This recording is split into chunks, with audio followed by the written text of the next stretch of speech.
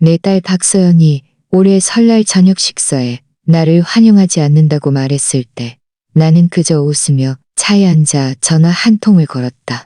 새해가 되자마자 나는 그들의 주택담보대출 자동이체를 취소했다.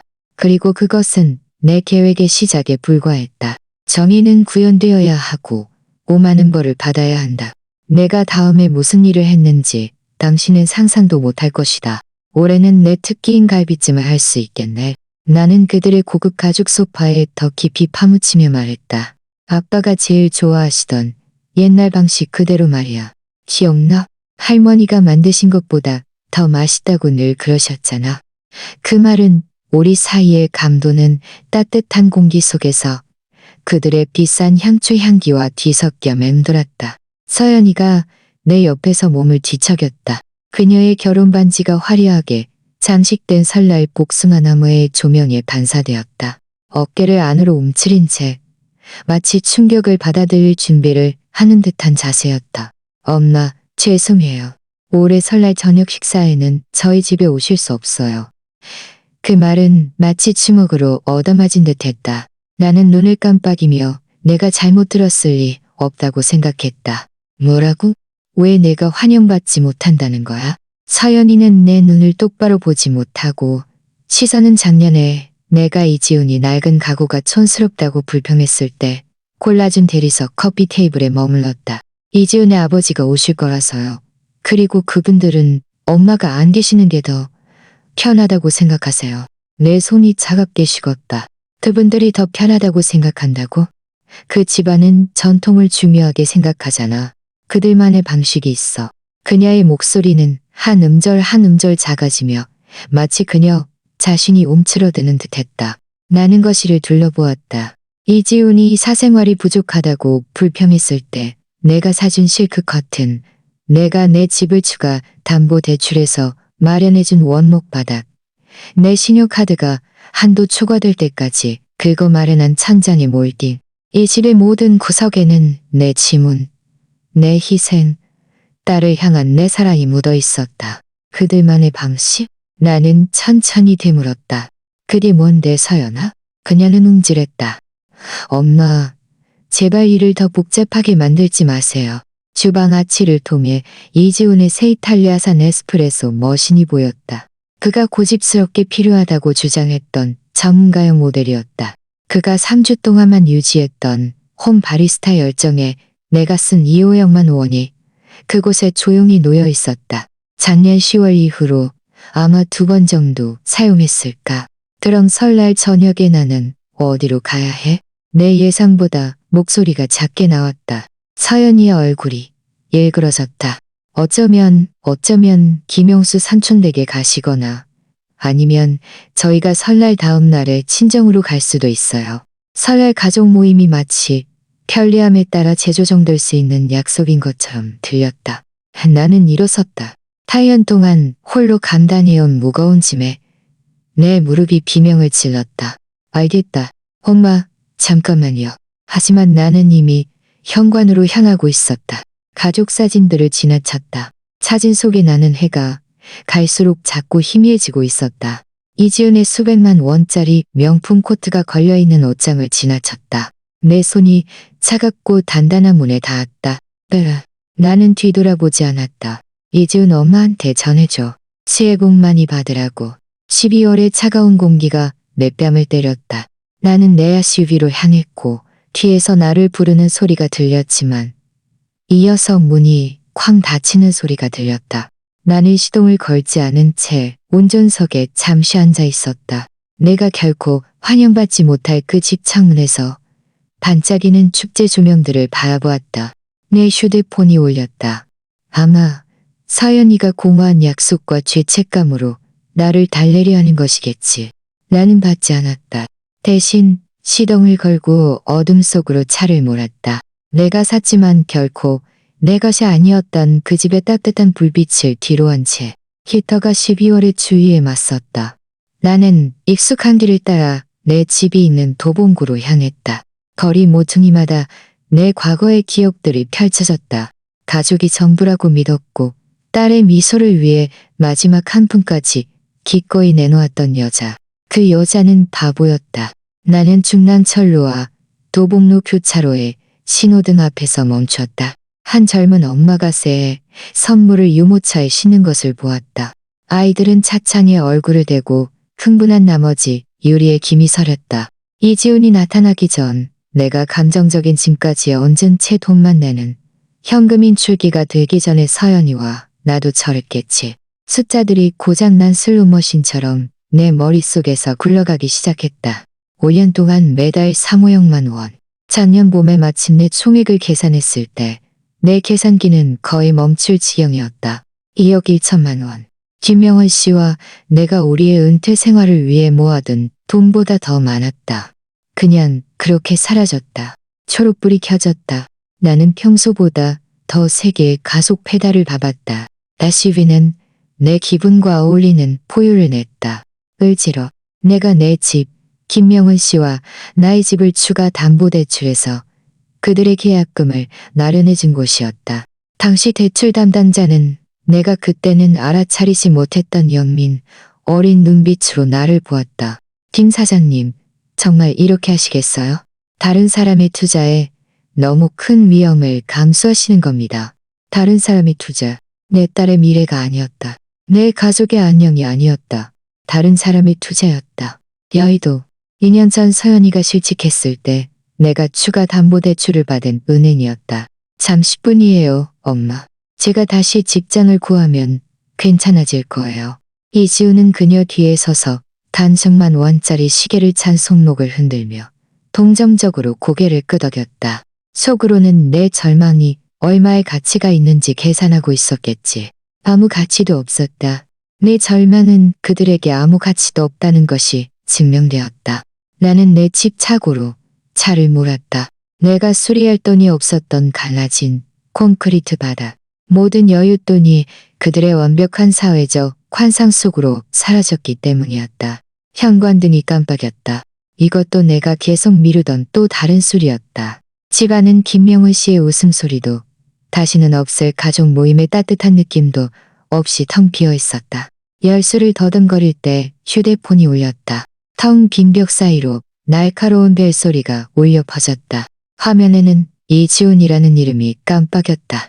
아마 내가 그의 부모님의 고상한 취향에 왜 맞지 않는지 설명하고 싶었겠지.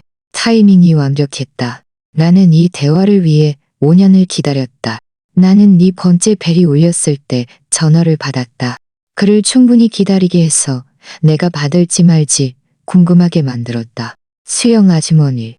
이지훈의 목소리는 거짓된 매력으로 가득했다. 그가 우리에게 수도세나 관리비 아니면 부동산 세금을 내달라고 부탁할 때의 그 말투였다. 오해예요. 나는 아직 코트를 입은 채 주방 조리대에 기대어 있었다. 이지훈 씨, 저는 아무런 오해도 없다고 생각해요. 당신 입장은 이미 충분히 명확하게 전달됐어요. 들으세요. 이게 너무 가혹하게 들릴 수도 있지만 저희 부모님의 입장을 이해하셔야 해요. 그분들은 굉장히 전통적인 분들이시고 명절에는 특정한 분위기? 나는 되물었다. 그게 무슨 분위기인데? 침묵이 흘렀다. 배경에서 잔이 부딪히는 소리가 들렸다. 아마 와인을 따르고 있겠지. 그 돈은 그들의 주택담보 대출을 갚는 데 쓰였어야 했다. 그리고 그 빚은 분명히 내 책임이었다. 그분들은 아주머니의 음식, 그런 반찬통 음식에 익숙하지 않으세요. 아시죠? 그리고 말씀하시는 방식도 그렇고요. 솔직히 말씀드리자면 수영 아주머니, 그분들은 고학력자이세요. 시사, 문학, 예술 같은 대화를 기대하시거든요. 아시겠어요? 그 말은 뺨을 맞는 것보다 더 아팠다. 8년 동안 나는 박서연을 위해 셀 수 없이 많은 모욕을 참아냈다. 나를 하인처럼 쳐다보는 그의 눈빛을 못 본 척했다. 내 음식, 내 목소리는 침착하고 절제되어 있었다. 당신들이 돈이 없어서 3년 동안 매주 주말마다 먹었던 그 음식 말하는 거야? 할머니 맛이 난다고 말했던 그 갈비찜 말이야? 그건 달라요. 그때는 감사했지만 지금은 저희 부모님이 계세요. 지금은 당신 부모님이 계시니 이 천박한 사람이 당신들의 근사한 식탁에서 당신들을 당황하게 할 수는 없다는 거겠지. 가짜 매력이 사라졌다. 너무 심하게 말하지 마세요. 수영 아주머니. 이건 계급 문제가 아니라 풍경 문제예요. 저희 아버지는 서울대학교 명예 졸업생이시고 저희 어머니는 니게 국어를 하세요. 여름에는 늘 제주도로 휴가 가시고요. 그럼 내가 식탁대화에 뭘 기여할 수 있다고 생각하는데 내가 인테리어 회사를 운영하는 이야기라도 해야 할까? 뜨거운 기운이 가슴으로 치밀어 올랐지만 나는 목소리를 안정시켰다. 남편이 죽은 후에 나는 맨손으로 회사를 시작했고 50명 이상의 직원을 고용했어. 당신 아버지가 가장 잘 벌었던 해보다 내가 세금을 더 많이 내. 돈이 다가 아니에요. 수영 아주머니. 가문이 중요하고 학력이 중요해요. 솔직히 말씀드리자면 김명훈 아저씨는 아주머니보다 자신의 위치를 더 잘 아셨어요. 전화 저편은 침묵했다. 그는 내가 존재조차 몰랐던 선을, 그가 명품 신발을 신고 받고 지나간 선을 넘어섰다. 내 남편을 뭐라고 했지? 그냥 그분이 더 잘 어울린다고 말씀드린 거예요. 문제를 일으키지 않으셨죠. 어떤 자리에는 자신이 맞지 않다는 걸 아셨고요. 내 손은 손가락 마디가 하얗게 될 때까지 휴대폰을 움켜쥐었다. 김명훈 씨의 품격은 당신 온 가족을 합친 것보다도 높았어. 손가락 새끼손가락 하나만으로도. 제발. 그분은 그저 운이 좋았던 공장 노동자였을 뿐이에요. 적어도 그분은 자신의 분수를 알고 조용히 있을 줄은 알았죠. 리지훈. 내 목소리는 나조차 들어본 적 없는 낮은 음조로 가라앉았다. 내 말을 잘 들어. 네 대화는 끝났어. 우리는 더 이상 가족인 척할 필요 없어. 이렇게는 안 돼요. 너무 심각하게 받아들이지 마세요. 우리는 끝났어. 나는 단복하고 전화를 끊었다. 나는 조심스럽게 휴대폰을 조리대에 놓았다. 내 손은 놀랍도록 안정적이었다. 주변의 주방이 다르게 느껴졌다. 더 작아졌지만 왠지 모르게 더 깨끗해진 것 같았다. 마치 공기짐이 무거운 짐이 덜어진 듯했다. 나는 구석의 책상으로 가서 몇 달 동안 피했던 서류처를 꺼냈다. 은행 거래 내역서, 주택담보대출 서류, 5년 동안 나를 파산시킨 자동이체 기록. 그들은 왕족처럼 살면서 말이다. 귀가 끓는 시간이었다. 나는 서류들을 식탁에 펼쳐놓았다. 마치 범죄의 현장의 증거처럼. 5년 동안의 은행 거래 내역서. 매달 15일 사무역만 원이 내 계좌에서 사라져 그들의 계좌로 들어간 동일한 자동이체 기록을 보여주는 모든 페이지. 내 어리석음이 종이 위에 기록된 흔적이었다. 나는 계산기를 꺼내 합계를 내기 시작했다. 첫 해에 4,200만 원. 둘째 해에도 4,200만 원. 셋째 해부터는 새 옷을 사지 않았다. 넷째 해에는 할인마트에서 물건을 사기 시작했다. 올해 다섯째 해에는 김밥 한 줄과 삶은 달걀로 점심을 때우며 수지를 마쳤다. 총 2억 1천만 원. 이건 계약금은 포함되지 않은 금액이다. 충동적인 쇼핑으로 내가 대신 내준 수도세, 전기세, 가스비도 포함되지 않았다. 그들의 생활 방식에 필수적이라고 여겨졌던 새 지붕, 조경, 그리고 가구도 포함되지 않았다. 나는 의자에 기대어 숫자들이 흐릿해질 때까지 바라보았다. 김명훈 씨의 보험금, 내 은퇴 자금, 내가 결코 만나지 못할 손주들을 위해 개설했던 대학 기금, 모두 사라졌다. 설날 저녁 식사에 나를 환영하지 않을 그 집을 위해 모두 쏟아부었다. 나는 휴대폰을 들어 연락처를 스크롤하다가 내 은행 전화번호를 찾았다. 자동 응답 시스템은 한국어와 영어 옵션을 제공했다. 얼마나 사려 깊고 우리 같은 사람들을 위해 얼마나 배려 깊은가. 고객센터입니다. 장은선입니다. 무엇을 도와드릴까요? 자동이체를 취소하고 싶습니다. 나는 지난 몇 년보다 훨씬 더 안정적인 목소리로 말했다. 네, 고객님. 계좌번호와 몇 가지 본인 인증 정보가 필요합니다. 나는 유창하게 숫자를 불렀고 그녀가 배경에서 타이핑하는 소리를 들었다. 전문적이고 효율적이었다. 62세 여성이 딸의 주택담보대출로 추정되는 자동이체를 왜 취소하는지에 대해 어떤 판단도 하지 않았다. 김수영 고객님께서 말씀하신 자동이체를 확인했습니다. 매월 3,500만 원이 하나은행 계좌번호 끝자리 7423으로 5년 동안 이체되었습니다. 그 두 단어는 쓰게 들렸다. 즉시 취소하시겠습니까? 나는 내 주방을 둘러보았다. 내가 바꿀 돈이 없는 낡은 가전제품들, 다시 페인트 칠해야 할 벽들, 그리고 다른 사람의 성에 집 수리비를 썼기 때문에 바람이 들어오는 창문들, 즉시 취소해주세요. 나는 확인했다. 네, 자동 이체가 취소되었습니다. 오늘 더 도와드릴 일은 없으십니까? 없습니다. 나는 놀랍게도 그 세 단어가 너무나 아름답게 느껴져서 말했다. 없습니다. 그렇게 나는 전화를 끊고 갑자기 고요해진 집에 앉았다. 창밖 12월의 어둠은 서울의 크리스마스 불빛을 창문에 반사했다. 그곳에는 조건 없는, 판단 없는, 자신의 모습을 숨길 필요 없는 가족 모임들이 있었다. 5년 만에 처음으로 다음 달 예산이 균형을 맞췄다. 김명훈 씨가 돌아가신 후 처음으로 현관등을 고치고 제대로 된 식재료를 사고 어쩌면 휴가라도 갈 수 있게 되었다. 나는 은행 거래 내역서, 주택담보대출 서류, 내가 베풀었던 모든 증거들을 정리했다. 그리고 벽난로로 가서 성냥을 켜고 5년간의 희생과 헌신이 제가 되는 것을 지켜보았다. 불꽃은 내 얼굴을 따뜻하게 해주었다. 지난 몇 년 동안 내가 느껴왔던 어떤 따뜻함보다 더 따뜻했다. 내 휴대폰이 울렸다. 문자 메시지였다. 아마 서연이가 사과하거나 이지훈이 새 SUV 같은 필수품을 살 돈이 필요하다는 내용이겠지. 나는 보지 않았다. 대신 나 자신에게 좋은 위스키 한 잔을 따랐다. 그 술은 내가 결코 오지 않을 것 같았던 특별한 날을 위해 아껴두었던 것이었다. 오늘 밤은 충분히 특별하게 느껴졌다. 나는 텅 빈 방에서 벽난로 위에 김명훈 씨 사진을 향해, 그리고 과거의 나와 지금의 나를 향해 잔을 들어 건배했다. 새해 복 많이 받으세요. 나는 진심으로 말했다. 다음 날 아침, 맑고 상쾌한 12월의 햇살이 내 주방 창문을 통해 쏟아져 들어왔다. 나는 두 번째 커피를 마시고 있었다. 몇 년 만에 처음으로 내 계좌에서 얼마가 사라질지 계산하지 않아도 되는 아침이었다. 자유의 맛은 마침내 내가 나 자신에게 사주기로 한 콜롬비아산 커피 원두보다 더 순수했다. 내 휴대폰은 오전 10시 47분에 정확히 울렸다. 화면에는 이지훈이라는 이름이 경고, 표시처럼 깜빡였다.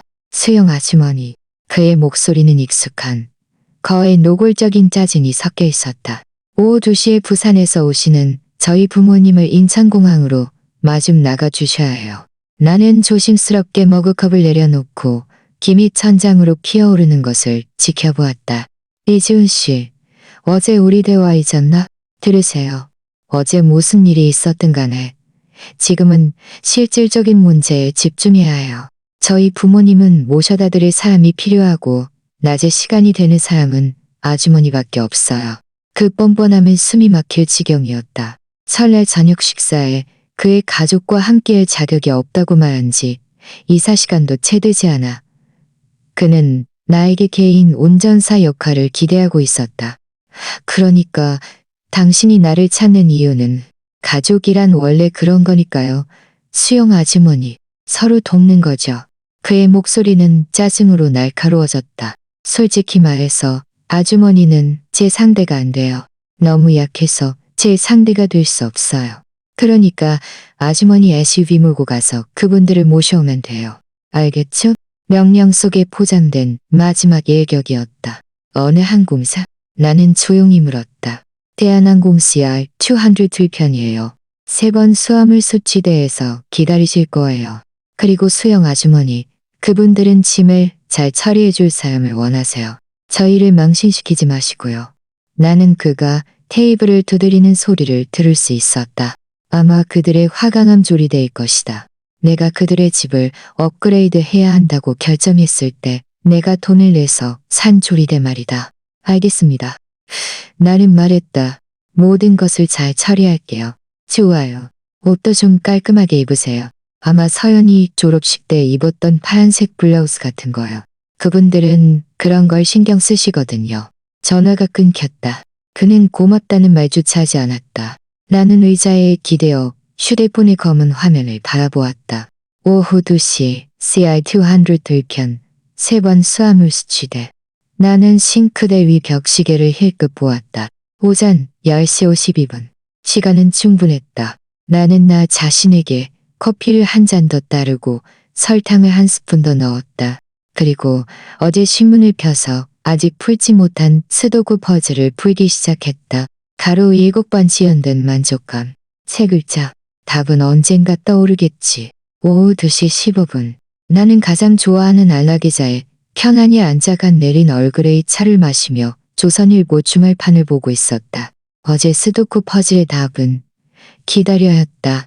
내 휴대폰이 나무 탁자 위에서 진동했다. 또 이지훈의 이름이었다. 나는 그가 울리도록 내버려 두었다. 12월의 햇살이 거실로 비스듬히 들어와 내가 수많은 외로운 밤을 보내며 내 관대함의 대가를 계산했던 이 공간을 따뜻하게 비췄다. 오늘 이 고요함은 달랐다.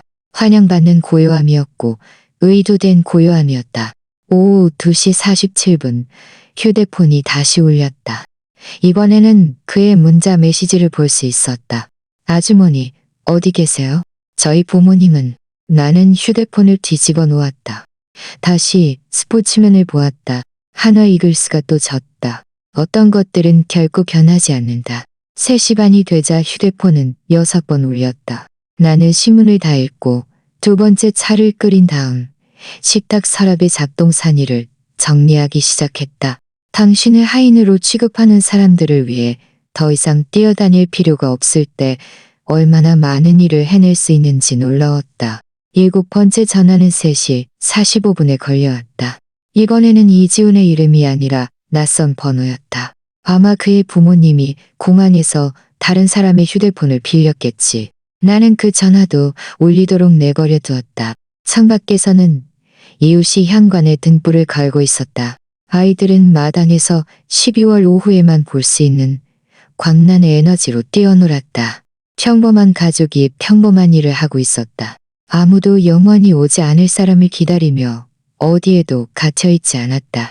오후 4시 15분 내 휴대폰은 끊임없이 울리기 시작했다. 이지훈, 그리고 낯선 번호, 그리고 다시 이지훈. 윙윙거리는 소리는 유리창에 갇힌 성난 말벌처럼 계속해서 이어졌다. 나는 주방으로 가서 유선 전화선을 뽑았다. 그리고 휴대폰을 완전히 껐다. 완벽한 고요함. 나는 나 자신에게 구운 치즈 샌드위치를 만들고 토마토 스프 한 캔을 데웠다. 몇 달 동안 나 자신에게 허락하지 않았던 위로의 음식이었다. 모든 식료 풍비가 그들의 생활 방식을 유지하는데 쓰였기 때문이었다. 치즈는 황금빛으로 녹아내렸고 수프는 가장 좋아하는 머그잔에서 뜨겁게 김을 내뿜었다. 창밖으로 겨울해가 지기 시작하며 내 뒷마당에 긴 그림자를 드리웠다. 도시 반대편에는 세 사람이 아마 공항 주차장에서 택시 요금을 두고 다투며 자신들의 개인 운전사가 어떻게 감히 그들을 버려둘 수 있었는지 궁금해하고 있을 것이다. 그 생각에 스프 맛이 더 좋아졌다. 오후 5시가 되자 나는 저녁 식사를 마치고 접시를 식기세척기에 넣었다. 어떤 영화를 볼까 생각하고 있었다. 긴급한 돈 요구 전화나 갑작스러운 심부름, 걱정 없이 온전히 나만의 저녁을 보낸 지 몇 년 만이었다. 리모컨을 잡으려 할 때 누군가 내 현관문을 맹렬히 두드리기 시작했다. 노크가 아니었다. 문을 때리는 소리였다. 문틀을 흔들고 순수한 분노를 알리는 격렬한 두드림이었다. 나는 찻잔을 내려놓고 천천히 소리가 나는 곳으로 향했다. 문 반대편엔 누가 있을지 이미 알고 있었다. 내가 문에 가까워질수록 문 두드리는 소리는 더 격렬해졌고 매번 이전보다 더 세게 울렸다. 문구멍을 통해 나는 세 사람의 실루엣이 내 좁은 현관의 먹이를 둘러싼 늑대떼처럼 서 있는 것을 보았다. 나는 문을 열었고 쇠문찬에 붉게 달아오른 얼굴이 내 얼굴에서 몇 인치 떨어진 곳에 있는 것을 발견했다. 대체 무슨 문제야? 그가 소리치며 나를 밀치고 거실로 들어섰다. 우리가 그 빌어먹을 공항에서 3시간 넘게 기다렸어. 송미주가 그의 뒤를 따랐다. 평소 완벽하던 그녀의 머리는 흐트러져 있었고 입술은 순수한 증오심으로 얇은 선을 이루고 있었다. 이 나이에 이런 행동을 하다니 정말 용납할 수 없어요. 김 사장님, 야만적이에요. 이지훈이 마지막으로 들어섰다. 그의 명품 코트는 구겨져 있었고 표정은 분노와 당혹감이 뒤섞여 있었다. 아주머니 때문에 우리가 망신당했어요. 아주머니가 무슨 짓을 했는지 아세요? 아주머니가 고집을 부려서 저희 부모님이 택시비 5만 원을 쓰게 만들었어요. 내 목소리는 비단 위를 가르는 날카로운 칼날처럼 그들의 분노에 찬 합창을 끊었다. 그들은 갑자기 멈췄고 내 목소리에 강철 같은 의지에 놀란 듯 했다. 최문찬의 얼굴은 붉은색에서 보라색으로 변했다. 오늘 그런 짓을 한 주제에 아주머니는 여기서 요구할 자격이 없어요. 여기는 내 집이에요. 나는 조용히 말했다. 문 옆에서 움직이지 않은 채 이제 당신들은 나가야 해요. 송미주가 앞으로 나섰다. 그녀의 목소리에는 수십 년 동안 나 같은 사람들을 깔보며 익힌 거만하고 경멸적인 어조가 섞여 있었다. 수영 씨, 당신은 당신이 저지른 실수의 심각성을 분명히 이해하지 못하고 있어요. 제 남편은 이 도시에서 많은 인맥을 가지고 있어요. 재계, 사교계, 당신은 우리 같은 사람들을 이렇게 대하고도 그냥 넘어갈 수 있다고 생각하면 안 돼요. 이건 당신에게 교훈을 주는 거예요. 이건 당신들에게 교훈을 주는 거예요. 나는 그녀를 끊고 침착하게 말했다.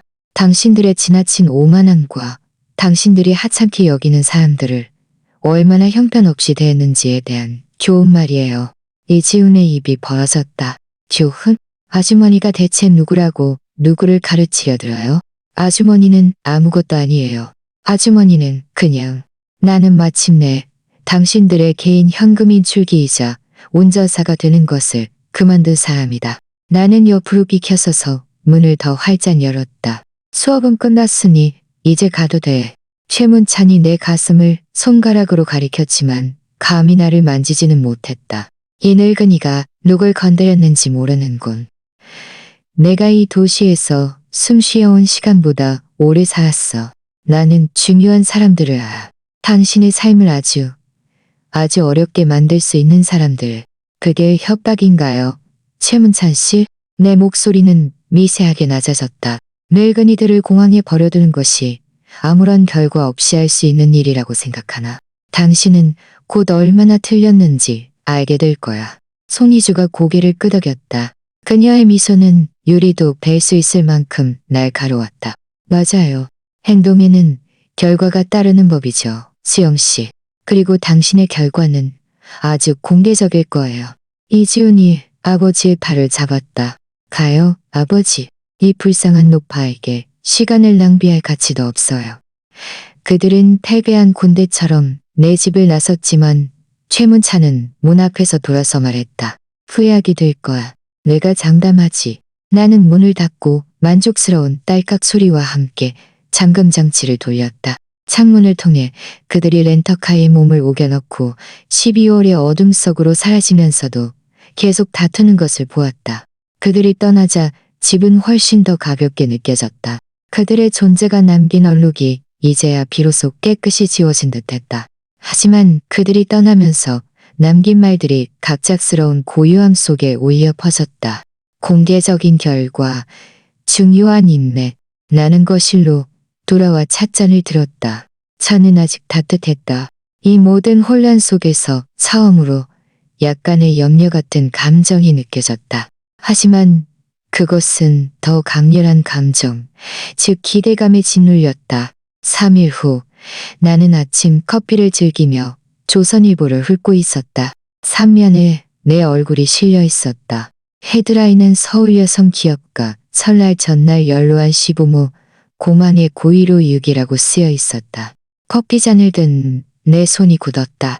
흑백 사진 속에 나는 회사 웹사이트에 있던 오래된 사진으로 아마 5년 전쯤 찍은 사진일 것이다. 그 아래에는 내 피를 차갑게 식히고 분노를 치밀어 오르게 하는 기사가 실려 있었다. 최문찬, 송미주 부부는 아들 이지훈과 며느리 박서영과 설날을 보내기 위해 방문했으나 시어머니 김수영 씨에게 인천국제공항에 4시간 이상 고의로 유기당했다. 보도에 따르면 김 씨는 노부부를 마중 나가기로 했으나 이유 없이 나타나지 않았다. 환갑이 가까운 부부는 기상청에서 강풍주의보를 발령한 추운 날씨에 고통스럽게 기다렸다. 강풍주의보? 그날은 섭씨 16도의 맑은 날이었다. 누군가가 우리를 이렇게 버려둘 수 있다는 것을 믿을 수 없었습니다. 은퇴한 은행 고위 임원 최문찬 씨가 말했다. 우리는 7번 전화했지만 김 씨는 받지 않았습니다. 우리는 악천후 속에서 비싼 택시를 타고 갈 수밖에 없었습니다. 저희 나이에 이런 대우는 무례할 뿐만 아니라 위험합니다. 기사는 내 행동 방식이 기괴하고 내 정신 상태에 대한 우려를 표하는 인용문으로 이어졌다. 최문찬은 자신과 송이주를 잔인한 노파의 이유 없는 발작에 희생된 무력한 피해자로 묘사했다. 설날 가족 모임 거부나 그들의 수년간의 재정적 착취에 대해서는 전혀 언급하지 않았다. 오직 최문찬이 상상해낸 눈보라 속에서 불쌍한 노부부를 유기한 악단인 나만 존재했다. 나는 커피를 내려놓고 천천히 기사를 다시 읽었다. 그리고 세 번째로 저자는 생활면 편집부 한혜진이라는 이름으로 기재되어 있었다. 나는 그 이름을 알지 못했지만 이런 전략은 알아차릴 수 있었다. 최문찬이 자신의 인맥을 동원하여 그의 은행권 인맥을 이용하여 이 기사를 내 명예를 가장 효과적으로 파괴할 수 있는 곳에 심어 넣은 것이었다. 똑똑했다. 아주 똑똑했다. 이 혼란이 시작된 일의 처음으로 나는 내 적수에게 약간의 존경심을 느꼈다. 그들은 그저 심술궂고 버릇없는 불량배가 아니었다. 그들은 전략이 있었고 계산적이었다. 그들은 서울 같은 곳에서는 명예가 전부라는 것을 이해했다. 잘 배치된 신문기사 하나가 수십 년간의 노력을 파괴할 수 있었다. 그들은 전면전을 선포했다. 나는 조심스럽게 신문을 접었다. 내 생각은 이미 사업을 구축했던 그 체계적이고 단계적인 계획 모드로 전환되어 있었다. 이것은 더 이상 공항 마중 문제가 아니었다. 이것은 더 이상 설날 저녁 식사나 주택담보대출 문제가 아니었다. 이것은 승리에 관한 문제였다. 나는 노트북을 꺼내 검색 엔진에 이름들을 입력하기 시작했다. 최문찬, 송리주, 이지훈. 그들의 소셜미디어 프로필, 그들의 인맥, 그들의 습관, 그들의 약점, 그들이 수년 동안 어리석게도 공개했던 모든 것들. 만약 그들이 체스 게임을 원한다면 나는 그들에게 진정한 전략가가 어떤 모습인지 보여줄 것이다. 나는 벽에 걸린 달력을 실끝 보았다. 1월 23일. 설날까지 7일 남았다. 그들이 평생 잊지 못할 일을 계획하기에 충분한 7일이었다. 다음 3일 동안 나는 다른 세상에서 살았다. 가족에게 짓밟히는 늙은 여자, 김수영의 세상이 아니었다. 여성 기업가이자 전략가, 김수영의 세상이었다. 맨손으로 성공하여 40년간의 노력을 버릇없는 기생충 무리가 파괴하도록 결코 허락하지 않을 여자였다. 내 노트북은 지휘본부가 되었다. 소셜미디어 프로필들은 브라우저 창을 카드패처럼 가득 채웠다. 최문찬 은퇴한 국민은행 지점장, 남서울 컨트리클럽 회원, 대한상공회의소이사. 평생을 신뢰와 영향력 있는 위치에서 보낸 사람. 잃을 것이 많은 사람. 송리주의 인스타그램은 세련된 삶의 완벽한 그림을 그렸다. 자선 갈라, 와인 시음회, 제주도 휴가 사진들에는 행복한 삶이라는 태그가 붙어 있었다. 모든 게시물은 성공과 우아함을 투영하기 위해 세심하게 기획되었다. 친구들의 댓글은 그녀의 우아한 취향과 영감을 주는 생활 방식에 대한 칭찬으로 가득했다. 모두 다른 사람들의 돈, 내 돈을 포함한 돈 위에 세워진 것이었다. 이지훈의 페이스북 타임라인은 실제 이야기를 들려주었다. 우리의 아름다운 집이라는 글과 함께 내가 돈을 내서 마련해준 주방 사진. 내가 수도세를 내주던 달에는 비쌀 레스토랑에서 체크인한 기록들. 지난주에는 가족과의 설날 저녁 식사가 너무 기대되어 우리의 주체 능력을 보여줄 수 있기를. 이라는 상태 업데이트가 있었다. 우리의 주체 능력, 우리의 성공. 그 자기에는 숨이 막힐 지경이었다. 하지만 마지막 퍼즐 조각을 준 것은 박서연의 링크드인 프로필이었다. 그녀의 최근 활동은 새로운 연락처를 보여주었다. 한혜진, 조선일보 생활면 편집부. 바로 나에 대한 악의적인 기사를 쓴 한혜진이었다. 나는 사무용 의자에 기대어 화면에 펼쳐진 증거를 바라보았다. 이 사람들은 세 가지 치명적인 실수를 저질렀다. 첫째, 그들은 나를 완전히 과소평가했다. 둘째, 그들은 자신들의 공격을 공개했다. 이는 내가 내 반격 또한 공개할 수 있다는 의미였다. 셋째, 그들은 자신들의 특권적인 삶 전체를 온라인에 기록하여 완벽한 오만함의 목록을 만들어냈다. 나는 한예진의 프로필을 클릭했다. 43세, 연세대학교 신문방송학과 졸업, 15년간 지역신문사에서 근무. 이전에 은행이나 금융권과 아무런 관련이 없었다. 이는 최문찬이 낯선 채널을 통해 그녀에게 연락했을 가능성이 높다는 의미였다. 그의 비즈니스 네트워크에서 사람들을 검색하는데 5분도 채 걸리지 않아 내 의심이 확인되었다. 최문찬과 한혜진의 편집장은 3명의 공통 연락처를 가지고 있었다. 이 기사는 갑자기 나타난 것이 아니었다. 세심하게 의도적으로 심어진 것이었다. 아마추어 같은 솜씨였다. 나는 새 문서를 열고 타이핑하기 시작했다. 그들의 언론 공격에 대한 반박이 아니었다. 훨씬 더 좋은 것이었다. 시간표, 5년간의 재정적 지원, 은행 거래 내역서, 영수증, 사용된 수표로 뒷받침되는 증거들, 그들의 집 계약금, 내 집 추가 담보대출에서 나온 7,500만 원. 이재훈이 화강암 조리대가 필수라고 결정했을 때의 주방 리모델링, 내 신용카드로 3천만 원. 매달 3,500만 원의 주택 담보대출 상환, 총 2억 1천만 원. 지난 10년간 내가 나 자신에게 쓴 돈보다 훨씬 많은 금액이었다. 내 휴대폰이 울렸다. 모르는 번호에서 온 문자 메시지였다. 아마 이지훈이 새로운 각도로 접근하려는 것이겠지. 나는 무시하고 밤늦게까지 작업을 계속했다. 저녁이 되자 나는 모든 것을 두꺼운 서류철에 정리해 넣었다. 은행 거래 내역서, 영수증, 그들이 내 자금으로 과시했던 쇼핑 사진들을 그들의 소셜미디어에서 다운로드한 것들, 신문 기사 복사본에는 내가 여백에 손으로 쓴 메모가 가득했다. 모든 거짓말과 왜곡을 기록했다. 나는 벽에 걸린 달력을 바라보았다. 1월 30일, 설날이 빨간 펜으로 동그라미 쳐져 있었다. 새해라서가 아니라 정의를 구현하기에 완벽한 날이었기 때문이었다. 이지훈의 페이스북 활동에 따르면 그들은 12명의 손님을 초대하여 설날 저녁 식사를 할 예정이었다.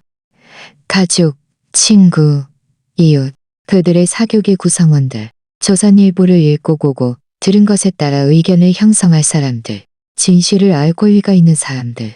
나는 노트북을 닫고 주방으로 갔다. 그곳에는 내 좋은 카메라가 놓여 있었다. 몇 년 전 내 사업을 위해 공사 현장을 기록하려고 샀던 카메라였다. 이제는 완전히 다른 것을 기록할 때였다. 내일은 설날이다. 매일 최문찬과 그의 가족은 진정으로 싸울 줄 아는 사람에게 선전포고했을 때 무슨 일이 일어나는지 배우게 될 것이다. 설날 아침은 흐리고 추웠다.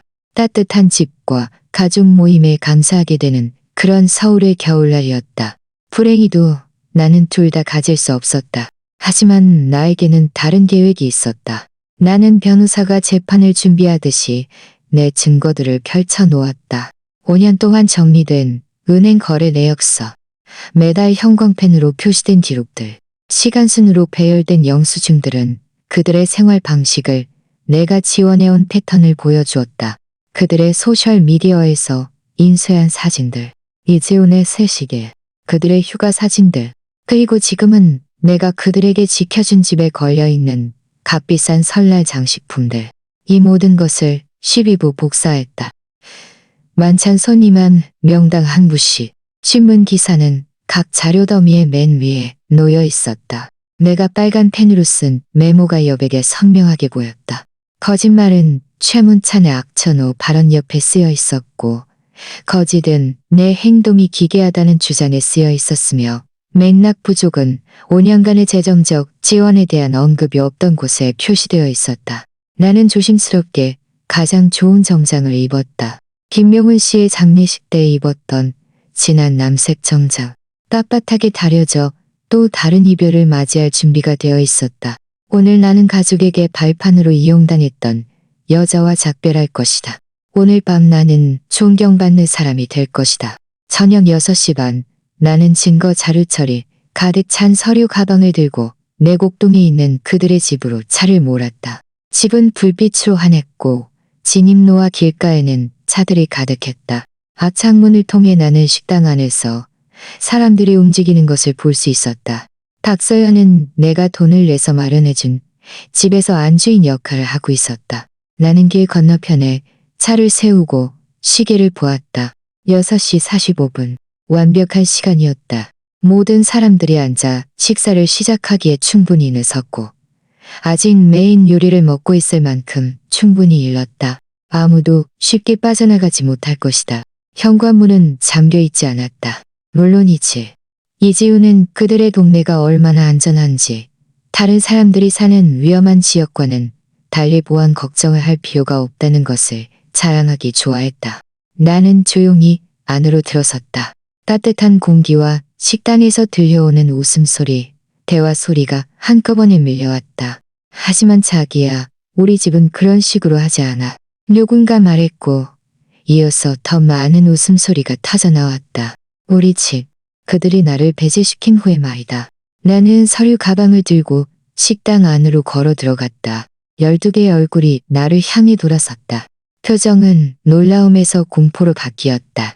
박서연은 와인잔을 든 손을 공중에 멈췄다. 이지훈의 얼굴은 새하얗게 질렸다. 최문찬과 송이주는 유령이라도 본 듯한 표정이었다. 모두들 안녕하세요. 나는 침착하게 말하며 서류 가방을 그들의 대리석 사이드보드 위에 놓았다.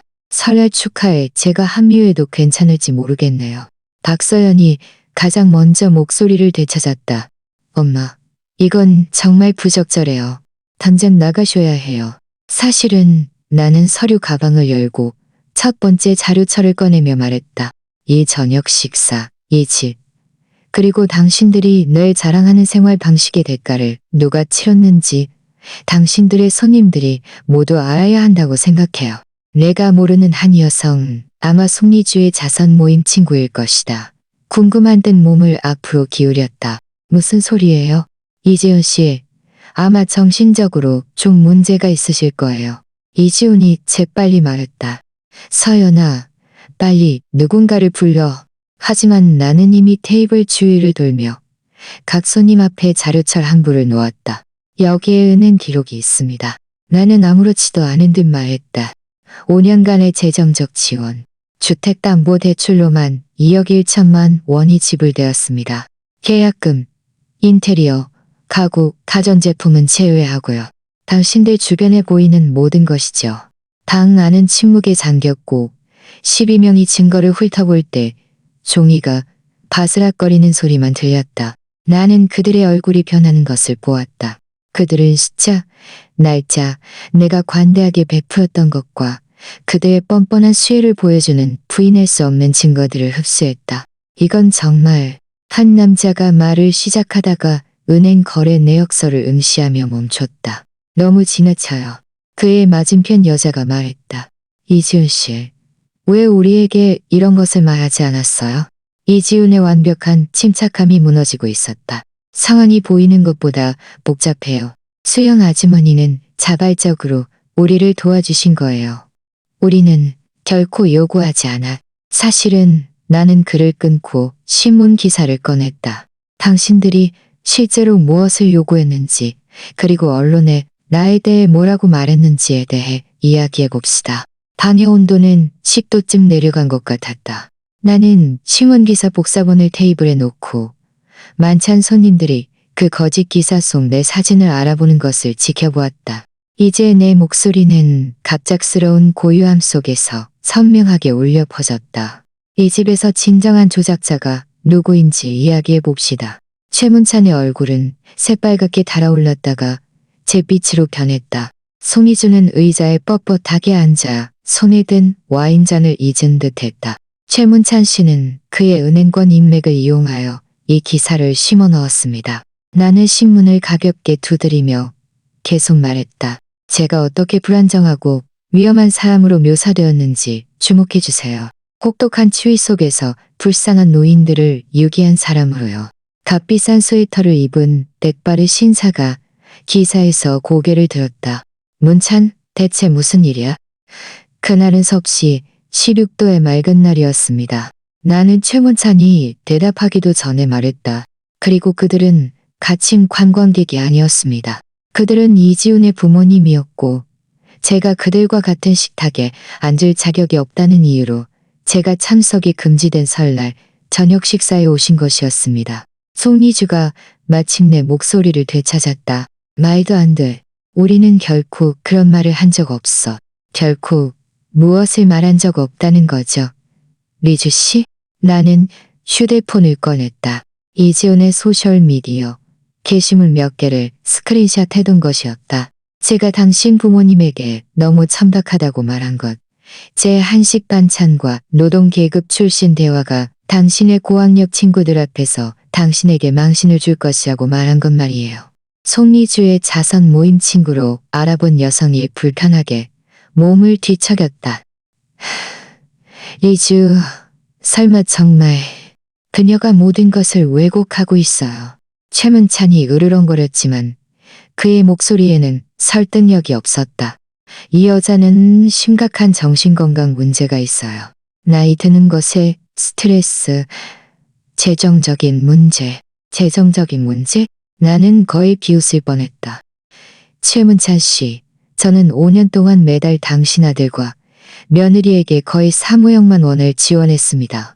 여기서 유일한 재정적인 문제는 당신이 곧 직면하게 될 문제들입니다.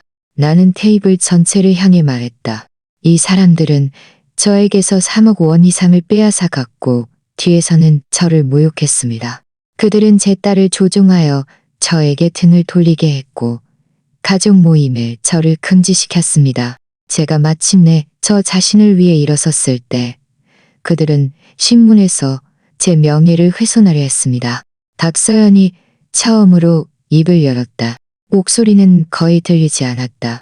엄마, 저는 신문 기사에 대해 몰랐어요. 당신 남편은 알고 있었어. 나는 조용히 말했다.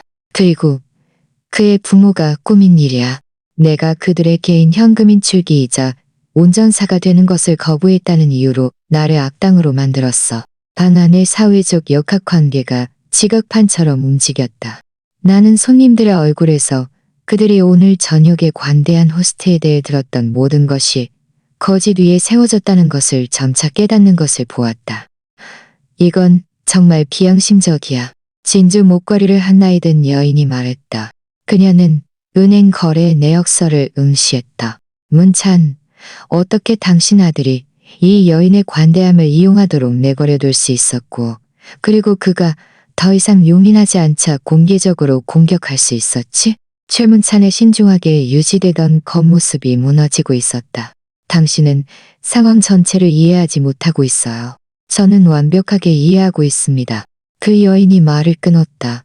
이 여인은 재정적으로 당신 가족을 지원했고 당신들은 그녀를 하인처럼 대했습니다. 그리고 그녀가 마침내 아니요라고 말하자 당신들은 그녀의 명예를 파괴하려 했습니다. 송리주의 목소리는 목이 졸린 듯 들렸다. 그녀는 우리를 공항에 버려뒀어. 그건 당신들이 나에게 설날 저녁 식사에 환영받지 못한다고 말한 후에 한 일이었어. 나는 침착하게 말했다. 내가 당신 부모님에게는 부적절하다는 이유로 5년 동안 내가 당신들의 계산서를 지불했고 당신들은 내 출신과 학력 때문에 나를 갈구하는데도 말야. 숨막히는 침묵이 흘렀다. 12명의 사람들은 혐오감에서부터 그들의 어리석음에 대한 당혹감에 이르기까지 다양한 표정으로 최문찬과 송리주를 응시했다.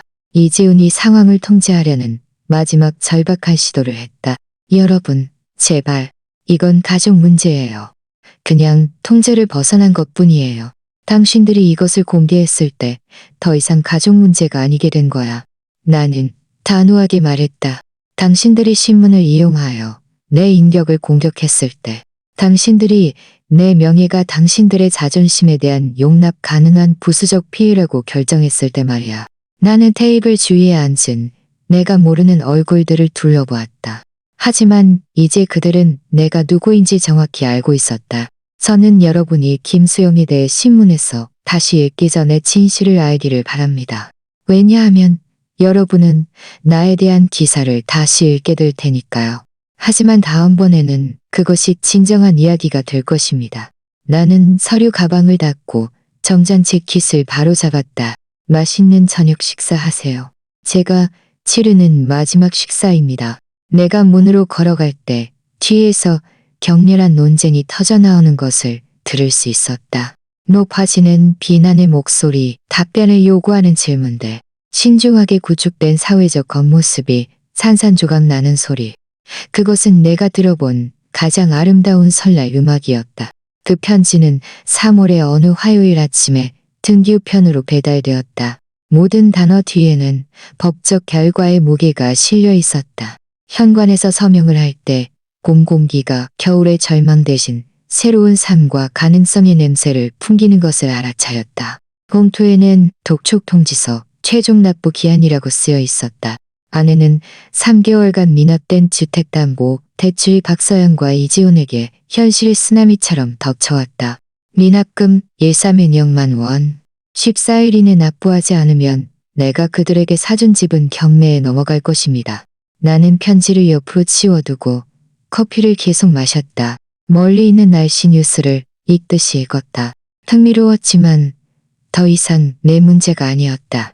내 휴대폰은 몇 주 동안 계속 울렸다.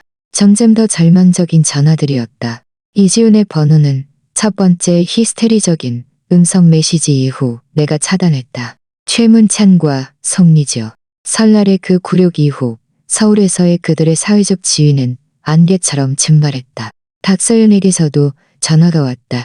나는 절반은 분노 때문에, 절반은 그녀가 자존심을 버리는데 얼마나 오래 걸릴지 궁금해서 그녀의 전화를 계속 무시했다. 답은 분명히 97일이었다. 그 목요일 저녁 그녀가 내 문을 두드렸다. 더 이상 나를 가족 모임에서 배제했던 자신감 넘치는 여자가 아니었다.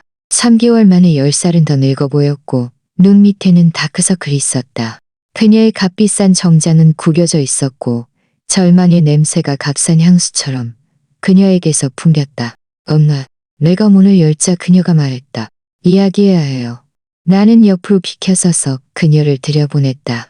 그녀가 내 집을 둘러보는 것을 알아차렸다. 내가 처음으로 주택담보 대출 없는 월급으로 산 새 가구들. 8년 동안 모든 여윳돈을 그녀에게 주느라 업데이트하지 못했던 벽의 그림들. 다른 사람의 꿈의 집을 지탱하는데 더 이상 돈을 쓰지 않기 때문에 마침내 내가 감당할 수 있게 된 수익들. 집이 정말 예뻐요. 그녀가 조용히 말했다. 돈을 감사할 줄 모르는 사람들에게 쓰는 대신 너 자신에게 썼을 때 이렇게 되는 거야. 나는 대답하며 새 안락의자에 앉아 커피를 마셨다. 커피 마실래? 그녀는 고개를 저었다. 너무 편안해지는 것이 두려운 듯 내 소파 가장자리에 앉았다. 엄마, 제가 얼마나 죄송한지 알아주셨으면 좋겠어요. 모든 것에 대해. 설날 저녁 식사, 신문 기사, 이지훈의 방식, 우리가 엄마를 대했던 방식. 계속 말해봐. 최 상무님이 기사를 심어 넣은 것에 대해서는 몰랐어요. 맹세해요. 제가 알았을 때 그녀는 손으로 머리를 쓸어 넘겼다. 세상에, 그들이 엄마에 대해 뒤에서 했던 말들, 우리 가족에 대해 아빠를 언급했던 방식, 김명우 씨를 언급하자 내 턱이 굳었지만 나는 목소리를 침착하게 유지했다. 그들이 아빠에 대해 뭐라고 했는데? 그분이 엄마보다 자신의 위치를 더 잘 안다고 했어요. 자신의 분수를 안다고요. 그녀는 내 눈을 똑바로 보지 못했다. 제가 엄마를 변호했어야 했는데, 몇 년 전에 그들에게 맞섰어야 했는데, 그래, 나는 간단히 말했다. 너는 그랬어야 했어. 우리는 오랜 시간 침묵 속에 앉아 있었다. 5년 동안의 실수 무게가 우리 사이의 공간을 채웠다. 창밖에서는 이웃이 잔디를 깎는 소리가 들렸다. 평범한 동네의 평범한 목요일 저녁, 평범한 소리들. 그곳에서는 어머니를 가족 모임에서 배제하지 않았다. 집이 경매에 넘어갈 거예요. 박서연이 마침내 말했다. 저희는 대출금을 낼 수 없어요. 엄마가 없으면. 그녀는 말을 멈췄다. 그 말이 어떻게 들릴지 깨달은 듯했다. 내가 도와주지 않으면. 나는 그녀의 말을 맞췄다. 내가 매달 돈을 내고 너는 네 남편, 가족이 나를 쓰레기처럼 대학에 내버려뒀을 때의 그 돈 말이야. 엄마, 보기에 좋지 않다는 건 알아요. 나는 앞으로 몸을 기울여 그녀가 나를 보게 했다. 5년 동안 내가 너에게 얼마를 주었는지 알아. 그녀는 고통스럽게 고개를 끄덕였다. 이지훈이 설날 이후에 계산했어요. 주택담보대출, 계약금, 다른 모든 것까지 3억 원이 넘어요. 3억 3천만 원이야. 나는 정정했다. 내가 정확한 금액을 알아. 왜냐하면 내가 몇 년 전에 했어야 할 일을 마침내 했거든. 내가 합계를 냈어. 그녀의 얼굴이 무너졌다. 정말 죄송해요. 어떻게 보상해야 할지 모르겠어요. 보상할 수 없어, 얘야. 그 돈은 사라졌어. 하지만 더 중요한 것은 그 시간들도 사라졌다는 거야. 5년 동안 내가 너와 관계를 쌓을 수 있었을 시간이었는데 대신 네 남편의 환상적인 삶을 지원했어. 알아요. 이제는 알아요. 그녀는 희미한 희망을 담은 눈빛으로 나를 올려다보았다. 하지만 어쩌면 우리가 다시 시작할 수 있을지도 몰라요. 어쩌면 방법이 있을 수도 있어요. 내가 다시 주택담보 대출을 갚아주라는 말이야. 그녀의 눈에서 희망이 사라졌다. 우리는 모든 것을 잃게 될 거예요. 엄마, 즉 이지훈의 나에 대한 존경심, 그의 부모님의 인정. 어떻게 해야 할지 모르겠어요. 너는 방법을 찾아낼 거야. 나는 가혹하지 않게 말했다. 내가 나를 존중하지 않는 딸 없이 사는 법을 찾아낸 것처럼. 너와 너를 자신들에게 어울리지 않는다고 생각하는 사람들이 축하할 때 혼자 설날을 보내는 법을 배운 것처럼. 그녀는 그때 울기 시작했다. 조용히 선택의 여지가 없는 여자처럼. 제가 엄마를 잃은 거죠? 그렇죠? 제가 그들을 선택하고 엄마를 선택하지 않았으니 이제는 엄마를 영원히 잃은 거죠. 나는 그녀를 오랫동안 바라보았다. 내가 키우고 사랑하고 희생했던 이 여인. 그녀의 남편, 가족이 그녀의 어머니는 자신들과 어울리지 않는다고 설득하도록 내버려둔 여인. 서윤아, 나는 마침내 말했다. 너는 나를 잃은 것이 아니야. 너는 나를 떠나보낸 거야. 그건 달라. 그녀는 팔로 눈물을 닦았다. 아직 기회가 있을까요? 엄마가 저를 용서할 수 있는 어떤 방법이라도 있을까요? 나는 몇 달 전에 너를 용서했어. 나는 진심으로 말했다. 하지만 용서가 과거로 돌아가는 것을 의미하지는 않아. 이 모든 일이 없었던 척하는 것을 의미하지도 않아. 아니면 내가 너의 가끔씩 보여주는 관심에 감사해야 하는 조건부 삶을 위해 다시 돈을 지불하기 시작하는 것을 의미하지도 않아. 그럼 뭘 의미하는데요? 나는 일어서서 벽난로로 갔다. 김명훈 씨의 사진 옆에는 새로운 사진이 놓여 있었다. 김영수 삼촌 가족과 함께 신년회를 하는 내 사진이었다.